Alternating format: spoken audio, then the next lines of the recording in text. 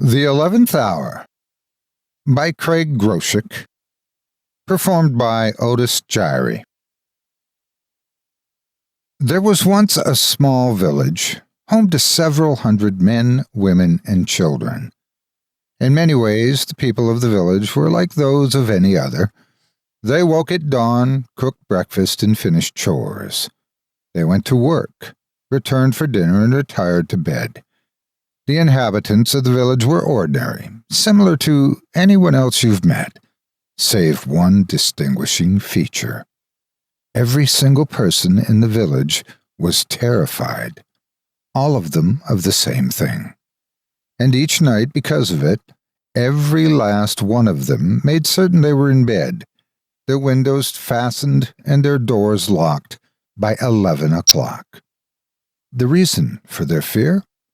A field-stone bell tower, erected in the center of the village so long ago no one could recall its construction. Every night, at exactly the 11th hour, the bell inexplicably tolled 11 times, struck by unseen hands. It rang clearly, regardless of the season or the weather, and legend had it that tragedy befell anyone who remained outdoors while it tolled. For this reason, everyone in the village feared the tower. Everyone, that was, but Jacob Pearson. Jacob, haggard and eager to escape the noise and crime of a large nearby city, took up residence in the village with his young wife. Jacob was a stern and impertinent man, and within days of his arrival, he had grown intolerant of the village superstitions. Each night, Jacob scoffed at the villagers as they scrambled like mice pursued by ravenous cats to the safety of their homes. One night, Jacob decided that he would put an end to everyone's ridiculous beliefs. He bragged to his wife that he would climb the tower the next night and remove the clapper from the bell and stop it from tolling. To make a point, he would do it at 11 o'clock. The following night, as promised, Jacob approached the tower, threw open its rotting wooden door, and ascended its twisting stone staircase, brushing aside cobwebs along the way.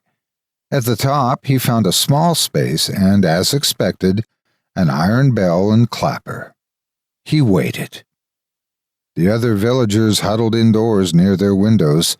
They watched and waited, their eyes fixed upon the tower. No one knew what would happen, or if anything would happen at all. Suddenly, from atop the bell tower, Jacob's voice sounded. "Look at you!" he shouted down to his neighbors. "Scared of your shadows! There's nothing here but an old bell!" Suddenly the bell tolled. Once. Twice. 3 times. The villagers gasped. The bell continued to toll.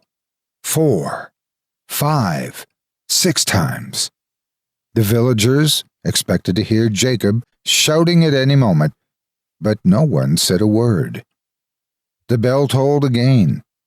7, 8, 9 times.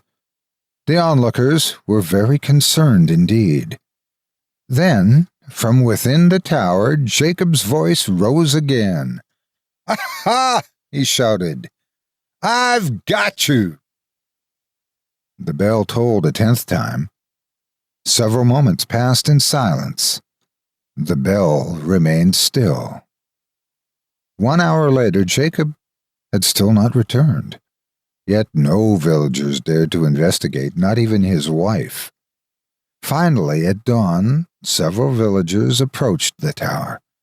They peered inside and shouted, to no reply. Jacob's wife pushed past the villagers and climbed a staircase, frantically shouting, Jacob, answer me, Jacob!" There was a moment of silence as she reached the top of the stairs. Then suddenly she screamed.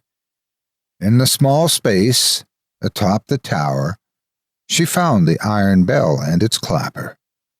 Gripping it tightly was her husband's left hand, roughly severed at the wrist.